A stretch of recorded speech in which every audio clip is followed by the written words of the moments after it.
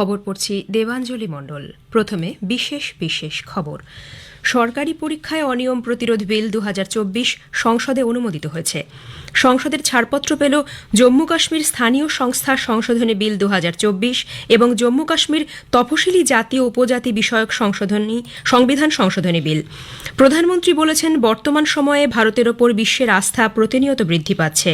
নির্বাচন কমিশন জানিয়েছে, আসন্ন লোকসভা নির্বাচনের আগে দেশে প্রায় ৯৭ কোটি ভোটদাতা নথিভুক্ত হয়েছেন। পাকিস্তানের সাধারণ নির্বাচনে ফলাফলের গতি প্রকৃতি অনুযায়ী পাকিস্তান মুসলিম লীগ, পাকিস্তান পিপলস পার্টি এবং তেহরিকি ইনসাফ সমর্থিত প্রার্থীদের মধ্যে জোরদার লড়াই চলছে।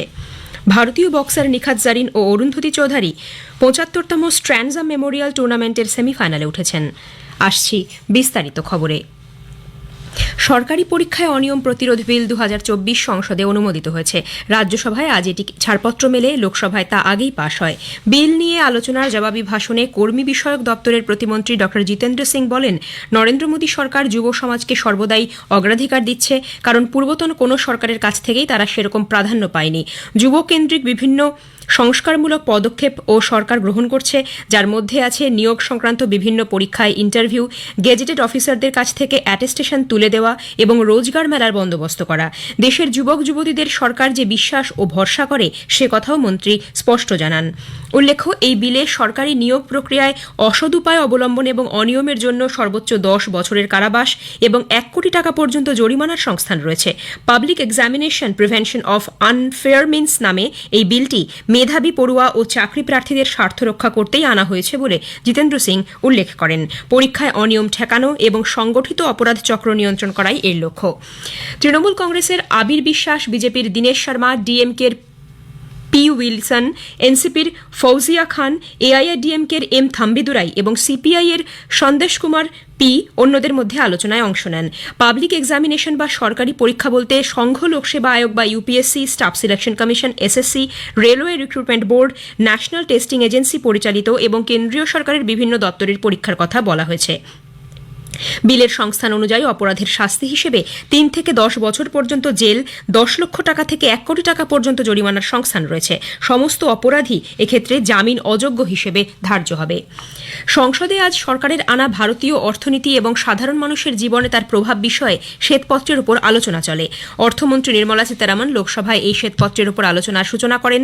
আরএসপি নেতা এন.কে প্রেমাচন্দ্রন এবং তৃণমূল কংগ্রেস নেতা সৌগত রায় এই শ্বেতপত্রকে অস্বীকার করে বিকল্প প্রস্তাব নিয়ে আসেন। অর্থমন্ত্রী নির্মলা সীতারামন বলেছেন, ভেঙে পড়া ভারতীয় অর্থনীতিকে গত ১০ বছরে বিশ্বের পঞ্চম অর্থনীতির দেশ হিসেবে টেনে তুলে আনা সম্ভব হয়েছে।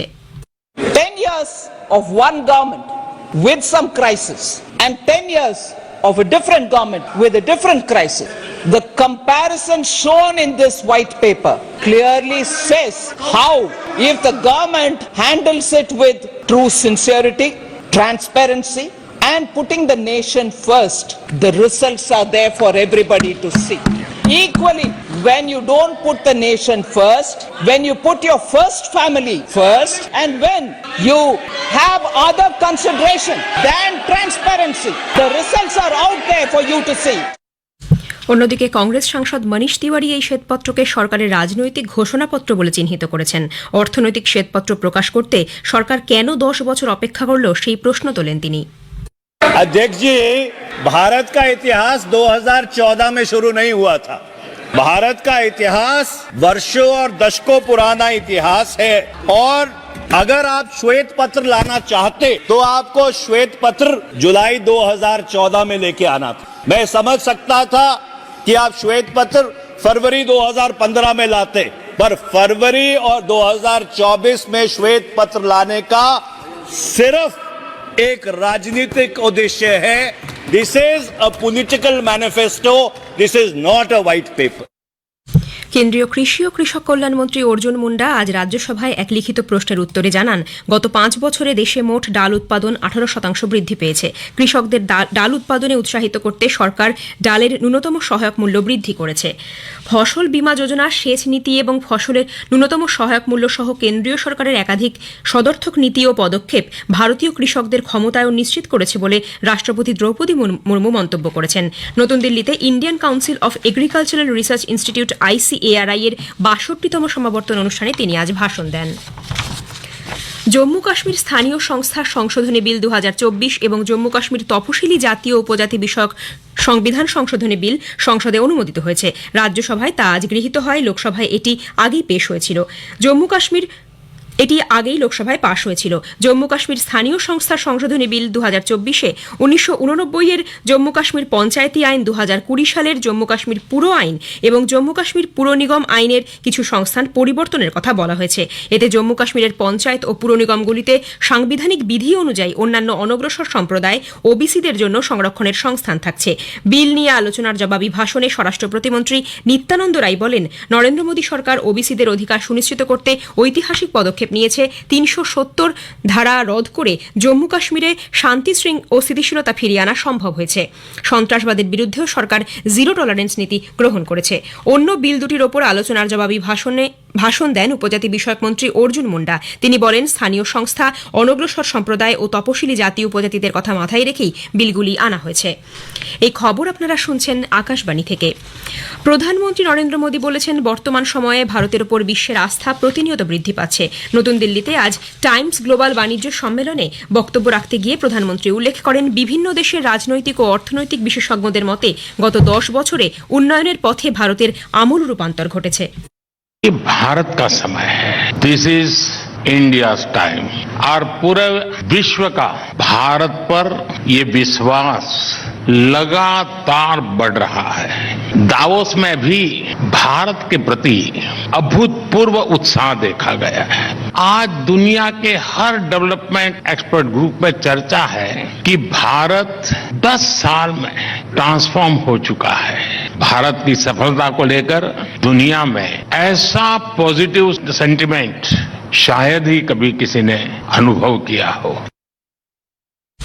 ভারতীয় নির্বাচন কমিশন ইসিআই জানিয়েছে, আসন্ন লোকসভা নির্বাচনের আগে দেশে প্রায় 97 কোটি ভোটদাতা নথিভুক্ত হয়েছেন। এটিকে বিশ্বের বৃহত্তম ভোটদাতাদের নথিভুক্তিকরণ হিসেবে অভিহিত করেছে কমিশন। 2019 সালের ভোটারদের তুলনায় এই সংখ্যা 6% বেশি। ইসিআই বিজ্ঞপ্তি জারি করে জানিয়েছে, তাদের মাসব্যাপী বিশেষ সংক্ষিপ্ত সংশোধনী এসএসআর 2024 অনুযায়ী এবার নতুন মহিলা ভোটারের সংখ্যা পুরুষ ভোটারদের সংখ্যাকে ছাপিয়ে গেছে।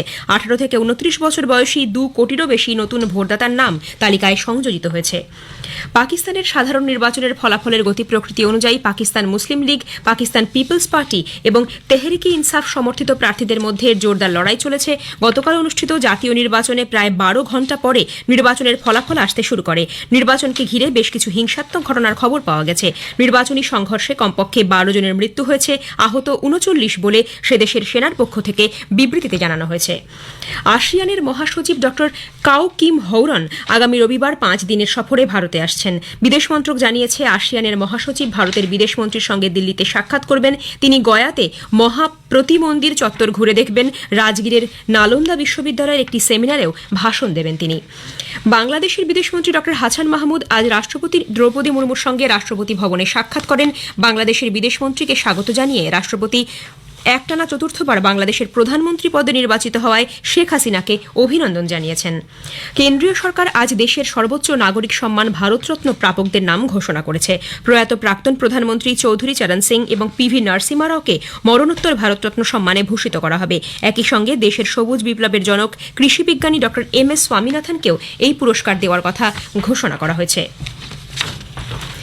ভারতের বিশ্ব চ্যাম্পিয়ন বক্সার নিখাত জারিন ও অরিন্ধতী চৌধুরী 75তম স্ট্র্যান্ডজা মেমোরিয়াল টুর্নামেন্টের সেমিফাইনালে উঠেছেন। বুলগেরিয়ার সোফিয়ায় আয়োজিত এই প্রতিযোগিতার প্রথম কোয়ার্টার ফাইনালে নিখাত 50 কেজি বিভাগে ফ্রান্সের লাখাদিরি ওয়াসিলাকে 5-0 ব্যবধানে হারিয়ে দেন। সেমিফাইনালের নিখাত আগামীকাল খেলবেন বুলগেরিয়ার লাতিস্লাভা চুকানোভার বিরুদ্ধে। অপর ভারতীয় মুষ্টিযোদ্ধা অরুন্ধতী চৌধুরী 66 কেজি বিভাগে 5-0 পরাজিত করেন সার্বিয়ার মাতোভিচ মিলেনাকে। সেমিফাইনালে তিনি আগামীকাল স্লোভাকিয়ার জেসিকা ত্রিয়েবেলোভার মুখোমুখি হবেন। মহিলাদের এফআইএইচ প্রো হকি লিগে ভারত আজ মার্কিন যুক্তরাষ্ট্রকে 3-1 গোলে হারিয়ে টুর্নামেন্টের প্রথম জয় পেল। ভারতের হয়ে বন্দনা কাটারিয়া, দীপিকা ও সালিমা গোল করেছেন। মার্কিন যুক্তরাষ্ট্রের হয়ে একমাত্র গোলটি করেন কার্লেস সানে। শেষ করার আগে খবরের বিশেষ কিছু অংশ আরও একবার। সরকারি পরীক্ষায় অনিয়ম প্রতিরোধ বিল 2024 সংসদে অনুমোদিত হয়েছে। সংসদে ছাড়পত্র পেল জম্মু কাশ্মীর স্থানীয় সংস্থা সংশোধনী বিল 2024 এবং জম্মু কাশ্মীর তপশিলি জাতি উপজাতি বিষয়ক সংবিধান সংশোধনী বিল।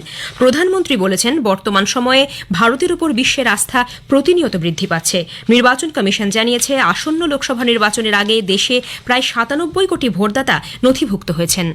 খবর শেষ হলো।